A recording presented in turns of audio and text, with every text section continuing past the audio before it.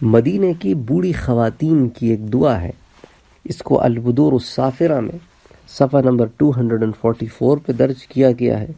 اچھا، اس حدیث کو امام حاکم بھی لے کر آئے ہیں، وقال صحیح علی شرط الشیخین، اور یہ امام بخاری اور امام مسلم دونوں کی شرطوں کے اوپر درجہ صحیح تک پہنچتی ہے، لیکن ولم یخرجھا، لیکن انہوں نے اس کا اخراج نہیں کیا۔ جیسا کہ میں آپ سے پچھلی دروس میں بھی بتا چکا ہوں کہ امام بخاری کا وہ حدیثیں جو ان کے اصولوں پر درجہ صحیح پر پہنچتی تھیں وہ 1,00,000 سے بھی زیادہ تھیں، انہوں نے اس میں سے چند ہزار، 4-5 ہزار اپنی کتاب میں نقل کی ہیں، اس لیے انہوں نے اپنی کتاب کے نام میں لفظ المختصر بھی رکھا ہے کہ یہ اختصاراً میں نے یہ چیزیں یہاں جمع کی ہیں، کیونکہ ورنہ کتاب کی طوالت بہت بڑھ جاتی۔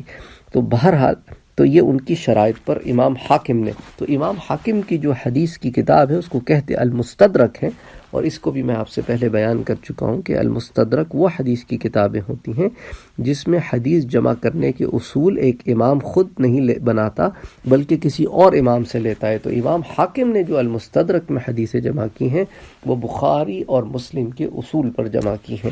تو بہرحال اسی لیے انہوں نے کہا وقال صحیح علی شرط الشیخین ولم یخرجھا، انہوں نے اس کا اخراج نہیں کیا۔ اخراج نہیں کیا کا کیا مطلب ہوتا ہے کہ انہوں نے اس کو اپنی کتاب میں شامل نہیں کیا۔ اچھا، اسی طرح امام بیہقی بھی البعث والنشور میں اس کو لاتے ہیں، اور امام الآجری بھی اس کو الشریعہ میں لاتے ہیں، اور عبداللہ ابن مبارک اس کو الزہد میں لاتے ہیں۔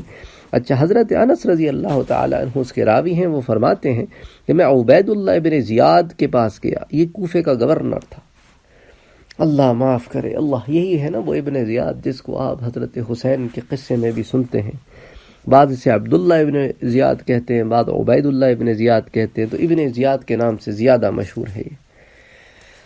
خیر، بہرحال حضرت انس کہتے ہیں کہ میں عبید اللہ ابن زیاد کے پاس گیا جبکہ وہ آپس میں حوض کوثر کے متعلق انکار کی گفتگو کر رہے تھے۔ جو اتنا نکلا ہوا آدمی ہو جس کے اوپر حضرت حسین کے خون کے چھینٹے ہوں، وہ پھر اسی طرح کی باتیں کرے گا، اور کیا کرے گا وہ؟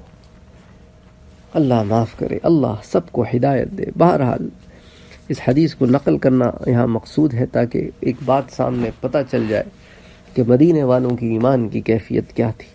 اور حضرت انس بن مالک تو جب بچے تھے، جب حضور کا انتقال ہوا تو اللہ کی اس میں مصلحت تھی کہ اللہ ان کو اس زمانے تک رکھنا چاہتے تھے تاکہ بعد کے لوگ بھی ان سے فائدہ اٹھائیں۔ تو وہ کہتے ہیں کہ میں جب اس گورنر کے پاس گیا تو وہ لوگ آپس میں کیا بحث کر رہے تھے کہ حوض کوثر ہے ہی نہیں۔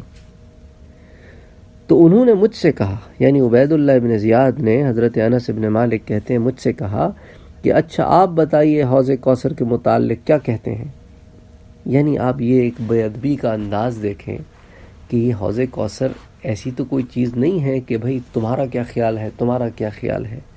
پوچھنا تو یوں چاہیے تھا، اگر فرط ادب ہو، اگر حضور صلی اللہ علیہ وآلہ وسلم کا خیال ہو تو یہ پوچھنا چاہیے تھا کہ آپ بتائیے حضور نے اس بارے میں کیا فرمایا، اچھا یہ بتائیے اس کے متعلق آپ کیا کہتے ہیں۔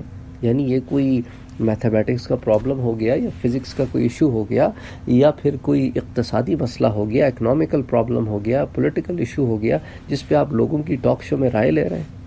یعنی اس سے پتہ چلتا ہے کہ کس قدر بے ادبی کا ماحول تھا۔ اللہ اکبر، اللہ اکبر۔ اچھا، اس پہ حضرت انس بن مالک کا خوبصورت جواب سنیں۔ انہوں نے کوئی زیادہ لمبی چوڑی بحث نہیں کی، بہت خوبصورت جواب دیا۔ انہوں نے کہا خدا کی قسم میرا گمان نہ تھا کہ میں اس زمانے تک زندہ رہوں گا اور تمہارے جیسے لوگوں کو حوض کے متعلق شک کی گفتگو کرتے ہوئے دیکھوں گا۔ یعنی ان کے کہنے کا مقصد تھا کہ اس زمانے سے بہتر تھا کہ میں مر جاتا، کہ یہ زمانہ نہ دیکھتا، اور میرا گمان بھی نہیں تھا، میرا خیال تھا کہ ایسے بدبخت اور شقی اور بے ادب تو بہت بعد کے زمانوں میں پیدا ہوں گے، یہ بدبخت اور شقی اور بے ادب تو اس زمانے میں پیدا ہو گئے ہیں جبکہ میں بھی زندہ ہوں۔ اللہ اکبر، اللہ اکبر۔ اور پھر انہوں نے کہا تمہیں ایک بات بتاتا ہوں بے ادبوں، میں نے مدینے میں ایسی بوڑھی عورتوں کو دیکھا ہے میں نے مدینے میں ایسی بوڑھی عورتوں کو دیکھا ہے جو ہر نماز میں اپنے رب سے سوال کرتی ہیں کہ اللہ ان کو حضور صلی اللہ علیہ وآلہ وسلم کے حوض پر حاضری اور اس کا پانی نصیب فرمائے۔ سبحان اللہ، کتنی بڑی بات کرتی۔ کہتا ہے حدیث تو بہت بڑی بات ہے، تم لوگوں کے کان اس قابل نہیں ہے کہ حضور کے الفاظ سناؤں، تمہارے لیے تو یہی کافی ہے کہ مدینے کی بوڑھیاں تک اس کے لیے دعا کرتی ہیں۔ سبحان اللہ، جنہوں نے حضور کا وقت دیکھا ہے، جنہوں کی حضور سے ملاقات ہے، جو صحابیات رسول ہیں، جو تابعین ہیں، سبحان اللہ، تابعیات ہیں، سبحان اللہ۔